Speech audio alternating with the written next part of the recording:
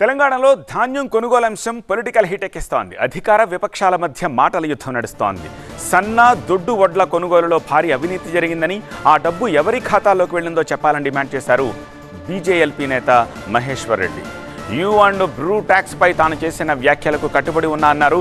మంత్రి ఉత్తమ్ కుమార్ రెడ్డి దీనిపై ఎందుకు స్పందించట్లేదని ఆయన ప్రశ్నించారు.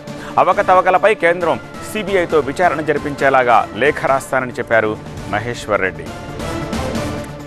సన్న బియ్యంలో జరిగినటువంటి అమ్మకంలో జరిగినటువంటి వ్యత్యాసం కానీ, కొనుగోలులో జరిగినటువంటి వ్యత్యాసం కానీ, దొడ్డు బియ్యంలో మిల్లింగ్లో జరుగుతున్నటువంటి అంశాలు కానీ,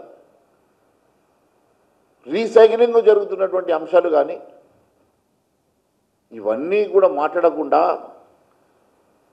లీగల్ యాక్షన్ తీసుకుంటామని ఒకరు, పోలీస్ కేసు పెడతామని ఒకరు. అయ్యా మంత్రి గారు, మీరు చదువుకున్నవారు కదా, నేను మీకు ఒక విషయం చెప్తా ఉన్నాను.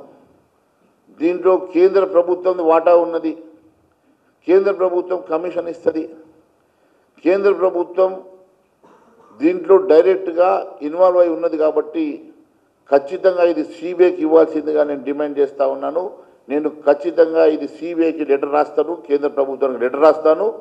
దీంట్లో ఉన్న అనుమానం మీద, అంశాల మీద మరి కమిషనర్ గారా, మీరా, ఎవరు దీనికి బదులు చెప్తారో చెప్పండి.